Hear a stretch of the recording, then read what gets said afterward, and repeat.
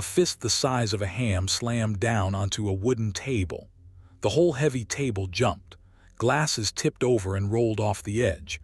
Men scrambled back to keep from getting soaked. The giant stood up slow, 400 pounds, 500, maybe more than that. His shadow swallowed half the room. He pointed one thick finger across the ropes at a thin young man who hadn't moved an inch. The crowd around the ring started shouting. Money came out of pockets. Bills slapped into open palms. Everybody wanted a piece of the thin man getting broken in half. That thin man was Bruce Lee. He was maybe 130 pounds soaking wet, and he just stood there calm, watching the giant load up one enormous punch. What happened in the next 3 seconds emptied every wallet in that hall. Stay with me on this one. Now let me back up a little because you need to understand what kind of place this was. It was a fight hall, but not the kind with a sign out front. It sat behind a shuttered cannery down by the Oakland waterfront, and you got in through a side door that a man had to knock on the right way. Inside, the air was thick with cigarette smoke and sweat and spilled beer. There was a ring in the middle, roped off with old frayed cord, and around it stood maybe 80 men. Dock workers. Gamblers. A few off-duty cops who weren't supposed to be there. Men who came to watch other men get hurt and to bet on which one. It was the kind of place where a fella could lose a week's pay in an hour and nobody would even remember his face by morning. This was 1964. Bruce Lee was not the Bruce Lee you know. He wasn't a movie star yet. He didn't have the yellow tracksuit or the famous roar. He was a young man teaching kung fu out of a little school, trying to make a name, trying to get people to take his ideas seriously. And a lot of people didn't. They laughed at him. A skinny Chinese kid talking about speed and angles and something he called the one-inch punch. Grown men who wrestled bears at carnivals thought that was the funniest thing they'd ever heard. And I want you to understand what he was up against, because it wasn't just the laughing. In those days, a man like Bruce had doors closed on him for reasons that had nothing to do with what he could do. He'd get told to his face that his kind should stick to their own corner of town and stay out of it. He heard it more than once. He never argued. He just kept teaching, kept training, kept believing that the truth of a thing shows itself the moment it's tested. That belief was about to get tested in a room full of men who wanted him to fail. He hadn't even come there to fight. That's the part most people get wrong. He'd come to give a demonstration. A friend of his knew the man who ran the hall, and word had gotten around that this kid could do things with his hands that didn't make sense. Hit a man from an inch away and send him flying. The promoter figured it would draw a crowd on a slow night, so Bruce agreed to come and show one technique. One, he was going to prove a point and go home to his wife and his dinner and forget the whole thing by the weekend. He walked in that night carrying a stool under one arm. On top of the stool sat a cat. Now I know how that sounds, but I'm telling you exactly what people who were there remembered. It was an old gray alley cat, muzzle gone white with age, one ear folded down from some fight it had survived long before it ever met Bruce. He'd found it half-starved behind his school months earlier and it just never left. He called it Sifu, which is the word for teacher, and he said it with a straight face every time. When his students asked him why, he'd tell them to watch how the cat moved. Never wasted, never worried, never one motion more than it needed. He said the cat understood something most men spent their whole lives failing to learn. So the cat went where he went. That night it went to the fight hall, and it curled up on that stool near the ropes and fell asleep like it had seen all this 100 times. Men laughed at the cat too. They laughed at all of it. The loudest laugh in the room came from the giant. His name was Dutch Van Ordel, and he was a carnival strongman turned pit wrestler, the kind of act that traveled from town to town letting locals try to last 1 minute against him for a $5 prize. Nobody ever collected. He was 520 pounds and not the soft kind. His forearms were like fence posts. His neck was thicker than most men's thighs. When he walked across the floorboards, the whole building felt it. He'd been wrestling in that hall for 2 weeks straight, taking on all comers, and he'd flattened every single one. There was talk he'd cracked a dock worker's ribs the week before and just stepped over the man like he was a spilled drink. He had a purse of cash from all those bets, and he carried it around in a leather satchel like a man carries his own heartbeat. Van Ordel looked at Bruce. Then he looked at the cat. Then he laughed so hard he had to lean on the ropes. "They sent me a schoolboy and his kitten," he said, loud enough for the whole room. "Somebody find me a real man to break." The crowd howled. Bruce didn't. He set the stool down, made sure the cat was comfortable, and rolled up his sleeves. Slow and careful, like he had all the time in the world. And that right there is where the trouble started. Because a man like Dutch Van Ordel could not stand being ignored. He'd built his whole life on being the biggest thing in every room, and here was this thin young man who wouldn't even look scared. That's a dangerous thing to do to a bully. It gets under his skin worse than any insult. You could see it working on him already, that little muscle jumping in his jaw, the way his eyes kept flicking back to the kid who wouldn't flinch. The promoter climbed into the ring and raised his hands to quiet everybody down. He explained that the young man was going to demonstrate a striking technique, not a fight, just a demonstration. He needed a volunteer, somebody big and strong, to hold a phone book against his chest and take a punch. Van Ordel shoved his way forward before anyone else could move. "I'll hold your little book," he said, grinning. "And when your baby punch does nothing, you and your cat can crawl back out that door." Bruce looked up at him, way up. And here's the thing you have to understand about Bruce Lee. He wasn't afraid, but he also wasn't showing off. He wasn't there to humiliate anybody. He just quietly shook his head. "Not you," Bruce said. "You're too proud, you'll get hurt and blame me." The room went dead quiet for a second. Then it exploded. Men couldn't believe it. This skinny kid had just told the 500-pound monster that he was too fragile to take a punch. Van Ordel's face went from pink to red to something close to purple. A few men near the back actually stood up on their chairs to see better, because they could feel it now, the same way you feel a storm coming before the first drop hits. That was the moment the night turned from a demonstration into something else entirely. Van Ordel reached into his satchel and pulled out the whole roll of cash. Everything he'd made in 2 weeks of breaking men in that hall. He held it up over his head so everyone could see it, and then he slammed it down on the barrel they used as a betting table. "Here's my whole purse," he roared. "Every dollar. I bet all of it right now that I put this boy on the floor with one punch. One. If he's still standing after, the money's his. If he goes down, I keep it, and he leaves that cat behind as a souvenir." The hall went insane. This was exactly what these men came for. Money started flying. Side bets everywhere.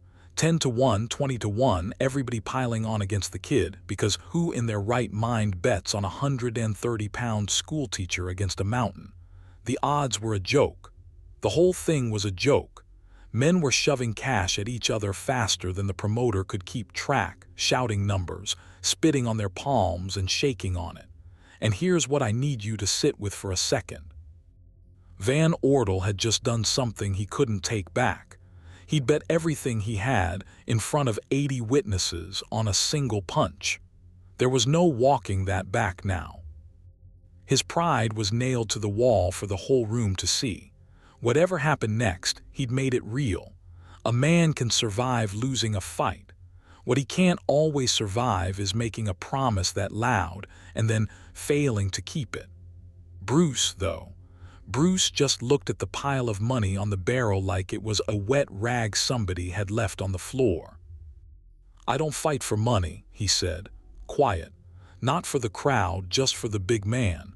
And I don't fight men who are angry. You can't learn anything when you're angry. And then he did the strangest thing. He turned his back on Dutch Van Ordel, walked over to the stool, and sat down beside his cat. The room didn't know what to do with that. The shouting sort of died down into confused muttering. Bruce reached under the stool and pulled out a small tin cup and a bottle of water. He poured himself some. He took a slow sip. He set one hand on the old cat's back and scratched behind its folded ear, and the cat stretched and yawned like nothing in the world was wrong. For a moment, it really did seem like it was over, like the kid had said his piece and was about to gather his cat and his stool and walk out that side door into the night, leaving all that money and all that noise behind him. Some of the men who'd bet against him started grumbling, disappointed, already reaching to pull their cash back off the barrel. The promoter looked nervous, glancing at the door, glancing at Van Ordel, doing the math on a night that was about to end with no fight and a lot of angry customers. Van Ordel stood in the middle of the ring, chest heaving, not sure if he'd won or been robbed of his moment. Bruce took another sip of water. He looked down at the cat and said something soft that nobody could hear. It looked, for about 10 seconds, like the calmest night in the world. Then Dutch Van Ordel walked over and he kicked the stool. He kicked it hard, right out from under the cat, and the old animal tumbled to the dirty floorboards and let out a screech and bolted into the dark under the ring. The tin cup went flying. Water splashed across the wood. The stool skidded and cracked against a post. The room gasped, then went silent, because everybody understood all at once that something had just changed. Bruce didn't move fast. He rose off the ground slow, the way water rises. And when he turned around, the thing on his face wasn't anger. It was worse than anger for a man like Van Ordel. It was decided. Something in him had simply switched over, the way a light switches on and there was no switching it back. And here's where the whole nature of the thing changed, and you need to feel this. Up until that kick, it was sport, a bet, a show, money and pride and loud men having a good time at somebody else's expense. Bruce could have walked away from all of it and lost nothing but a little dignity. But the second that stool went flying, it stopped being a game. Because at that same moment, two of Van Ordel's men slid over to the side door, and one of them dropped the iron bar across it. The heavy bolt scraping into place made a sound everybody in that hall heard. The doors were shut. Nobody was leaving. You see, that satchel of money wasn't just Van Ordel's. A good piece of it belonged to the men who ran the hall, the ones who took a cut of every bet, the ones who'd been feeding this giant challengers for 2 weeks and getting rich off it. If the schoolboy embarrassed their moneymaker and then just strolled out the door, that was bad for business. That was the kind of story that spread. And these were not men who let stories spread. They had a reputation to protect, and reputations in a place like that were worth more than the cash on the barrel. So it wasn't pride anymore. It was survival. Bruce Lee had walked in to give a 5-minute demonstration and go home to his dinner, and now he was locked in a smoke-filled room with a 500-pound wrestler who wanted to hurt him, and a crew of hard men who had already decided he wasn't walking out with anything, win or lose. 2 exits, and both of them had a man standing in front of them now, arms crossed, watching him instead of the ring. The kid understood it too. You could see him take the whole room in with one slow look. The barred door, the men closing in, the giant in front of him, and that gray cat somewhere in the dark waiting for him. He counted it all up in a second and a half, and whatever he added up, it didn't put a single crack in that calm. He walked to the center of the ring. He didn't roll his sleeves back down. He rolled them higher. "You want your demonstration," Bruce said. "I'll give you one, but not on me. Bring me the thickest board in this building and one of your strong men to hold it." The promoter, sweating now, sensing the mood in the room turning ugly, waved a hand. 2 men dragged over a slab of oak, the kind they used to shore up the ring, 1.5 inches thick and wide as a door. And Van Ordel, because his pride wouldn't let anybody else do it, snatched it away and held it against his own chest with both arms. "On me then," he snarled. "Show these people your kitten punch, go on." Bruce stepped in close enough to smell the beer on the big man's breath. He raised his right hand and he set his fist against the oak board, and then he pulled it back until his knuckles were exactly 1 inch away from the wood. 1 inch. No wind-up, no cocked arm, no running start. Just a fist sitting still, an inch from the board Van Ordel held against his own chest. The whole hall leaned in. You could have heard a match strike. And that's the perfect moment for me to say this, because if you're still with me after that stool went flying, do me a favor and hit that subscribe button right now. Stories like this one, the true ones the history books skip over, that's what we do here, and I want you around for the next one. All right. Back to that fist, 1 inch from the board. Bruce breathed out. I couldn't tell you exactly what his body did, and neither could anybody who was standing there, because it happened faster than eyes work. There was no punch that anyone saw travel. There was just a sound, a deep flat crack like a rifle going off indoors, and then Dutch Van Ordel, all 520 pounds of him, left his feet. Let me say that again so it lands. The giant came off the floor. He went backward like a truck had hit him, arms flying up, the oak board splitting clean down the middle and clattering to the boards in 2 pieces. He crashed into the ropes so hard the posts groaned, bounced off them, and sat down flat on his backside in the middle of the ring with his eyes wide and his mouth hanging open, gasping for the air that had just been driven out of his lungs. From 1 inch away, from a fist that had been sitting perfectly still, the hall lost its mind. Half the men were on their feet screaming. Half were staring like they'd seen a ghost. The ones who'd bet against the kid were doing frantic math in their heads, realizing that if a punch from 1 inch could do that, they had made a very bad mistake with their money. A man near the front kept saying, "Did you see that? Did you see that?" over and over, and nobody answered him, because the honest truth was that nobody had seen it. That was the whole point. And the cat, that old gray cat, poked its head out from under the ring at the noise, blinked twice, and went right back to hiding. Bruce lowered his hand. He wasn't even breathing hard. That should have been the end of it. Any sane man, any man who valued his own bones, would have stayed down, laughed it off, called it a lucky shot, and let the young man take his cat and go. But Dutch Van Ordel had just been dropped in front of every man whose respect he lived on, and something in him had broken worse than any board. He wasn't thinking about his lungs anymore. He was thinking about the 2 weeks he'd spent as king of this room and the thin schoolboy who'd just taken it away from him in front of everybody. You could watch the shame turn into something meaner right there on his face. He got up. It took him a while. He got up like a landslide going in reverse. And when he was up, his hand went to his boot, and it came back with a short, curved knife. Now, understand, the promoter should have stopped this. But the promoter and his crew were the ones with the money on the line, and a dead schoolboy was a much quieter problem than a living one who'd made them look like fools. So nobody stepped in. Nobody said a word. A couple of the men by the door even shifted to block it tighter, just in case the kid got any ideas about running. The room just went silent and waited to see the kid get carved up. Bruce looked at the knife. He didn't back up. And I want you to hold on to that, because it's the whole thing. Every instinct in a normal man's body screams at him to step back from a blade. Bruce Lee had spent his whole young life training that instinct out of himself, replacing it with something almost nobody understands. When the danger comes at you, you don't retreat from it. You go to meet it faster than it can arrive.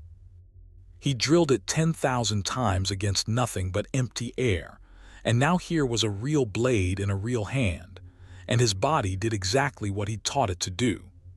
Van Ordel came in with the knife low and his other fist loading up, and this time there was no talk of a bet, no rules, no phone book, no demonstration. This was a 500-pound man trying to open a 130-pound man from belt to collar. He put everything he had into one enormous overhand swing, the whole weight of his body behind it, the punch he'd been promising the crowd all night, the knife hand cocked right behind it to finish what the fist started. He bet everything on that one punch landing. Bruce stepped in, not back, in. He closed the gap in the split second before the giant's arm came down, moving inside the swing so the huge fist passed over his shoulder and hit nothing but smoke. And as he stepped in, his own hand was already moving, that same still fist from an inch away, except now it had somewhere to travel from, and it traveled. It landed just under the giant's ribs, at the soft place where all the wind lives, and it landed with everything Bruce had learned about turning a small body into a battering ram. The knife dropped first. It just fell out of Van Ordel's hand and stuck point down in the floorboards. Then the giant folded. 520 pounds hinged in the middle like a closing book, and he went down onto his knees with a boom that rattled the glasses on the barrel. His face was gray. His mouth worked, but nothing came out. He knelt there in the middle of his own ring in front of every man who'd ever feared him, both hands pressed to his gut, and he could not get up. He could not even lift his head. 3 seconds. From the moment he swung to the moment he hit his knees. Somebody in the crowd who'd been counting out of nervous habit said it out loud later. 3 seconds. And Bruce Lee just stood over him. He didn't hit him again. He didn't have to. He didn't shout, didn't gloat, didn't say a single word to the crowd. He just stood there quiet with his hands already dropping back down to his sides, looking down at the giant with something on his face that wasn't triumph at all. It looked almost like sadness. Like he'd tried to warn the man, and the man wouldn't listen, and now here they both were. The room was so quiet you could hear Van Ordel wheezing. Then the money started to move. That's the sound that filled the hall next. Not cheering. The rustle and slap of cash changing hands, because every man who'd bet against the schoolboy was now paying up, and every long shot bet on the kid had just come home at 20-1. Men who'd walked in that night were walking out richer or poorer by more than they made in a month, and all of it turned on 3 seconds and 1 step forward. The satchel of money still sat on the barrel where Van Ordel had slammed it down. His whole purse. 2 weeks of flattening men. By the terms he'd shouted to the whole room, it was Bruce's now, fair and square, in front of 80 witnesses. Bruce walked over to the barrel. The crowd held its breath, waiting to see the kid grab the cash and crow about it. He didn't touch it. He crouched down instead and looked under the ring, and he made a small clicking sound with his tongue. And after a moment the old gray cat came creeping out of the dark. It walked right to him, tail up, and let him scoop it into the crook of his arm like nothing in the world had happened. He stood there a second, holding that cat, feeling it settle against him. Then he looked over at Dutch Van Ordel, who was still down on his knees trying to remember how to breathe. "The money's yours," Bruce said to him. Quiet just like everything else he'd said that night. "I told you, I don't fight for money." And then he picked up his cracked stool, tucked it under his free arm, and asked the men at the door very politely to lift the bar. Nobody moved for a second. Then somebody lifted it. He walked out into the cool night air with a cat under one arm and a broken stool under the other, and he left every dollar sitting right there on the barrel. Now I want to tell you what happened after, because the walking out isn't quite the end of it. For a long time, nobody in that hall said anything. They just looked at the giant on his knees and the empty ring and the money nobody had claimed. And slowly, the story of what they'd seen started to settle into them. They'd come to watch a schoolboy get destroyed. What they got instead was a lesson none of them had asked for and none of them would forget. Here's the thing about that lesson. It wasn't really about the punch. Everybody wanted to talk about the punch, about how a 130-pound man could fold a 500-pound giant from an inch away. And sure, That was the part you could see. But that's not what those men actually witnessed that night. What they witnessed was a man who never got angry. Van Ordel had bet everything he had, his money and his pride and finally his knife, on being the biggest and the loudest and the most feared thing in the room. And every one of those things turned out to be worthless, because he'd built his whole self on the idea that size decides who wins. Bruce built himself on something else entirely, on being calm when it mattered, on stepping toward the danger instead of away from it, on knowing that speed and stillness and a mind that doesn't panic will beat brute force every single time it's tested honestly. Van Ordel never wrestled in that hall again. The story of the 3 seconds followed him from town to town, the way stories do, and a strongman act only works if people believe the strongman can't be beaten. He'd been beaten in front of 80 men, and none of them ever shut up about it. The last anyone in Oakland heard, he'd quit the carnival circuit altogether. Some people said the punch did something to his insides that never quite healed. Other people said it was his pride that never healed, and that's the wound that actually ends a man like that. As for Bruce, he went back to his little school and his students the next morning like nothing had happened. He didn't brag. He didn't tell the story to make himself look good. In fact, the whole thing might have been forgotten completely if it weren't for all those men who'd been in the room and couldn't stop talking about it. That's usually how the true stories survive. Not from the man who did the thing, but from the ones who watched it and never got over it. And the cat. The old gray cat lived out the rest of its days at that school, sleeping in the sun on the front step, getting fat and slow and content, curling up in the corner, while young men learned to throw punches nobody could see coming. Bruce kept calling it Sifu right up to the end, and he never once explained the joke to anybody who didn't already understand it. I think about that night a lot, about how it started and how it ended. It started with a fist slamming down on a table and a giant standing up and a whole room full of men certain they knew exactly how it would go. Big beats small, loud beats quiet. Everybody knows that. Put your money on the mountain and go home richer. It ended with the mountain on his knees, and the quiet man walking out the door with nothing in his hands but a broken stool and an old cat, leaving all that money behind because he'd never wanted it in the first place. The men in that hall had bet on the wrong thing. They'd bet on size because size is what you can see. They never thought to bet on the thing they couldn't see, the calm, the control, the willingness to step forward when every part of you wants to step back. Dutch Van Ordel put his entire purse on one punch, and he was so sure. He had every reason to be sure. He was 520 pounds and he'd never lost. And it lasted 3 seconds because on the other side of that punch was a young man who had figured out something the giant never would. Size means nothing against speed. Noise means nothing against stillness. And the biggest man in the room is almost never the most dangerous one. Bruce Lee never even raised his voice that whole night. He didn't need to. The quiet ones rarely do. And that's the part that stays with you long after the lights come up and the crowd goes home. Not the punch. The silence right after it. The sound of 80 loud men with absolutely nothing left to say.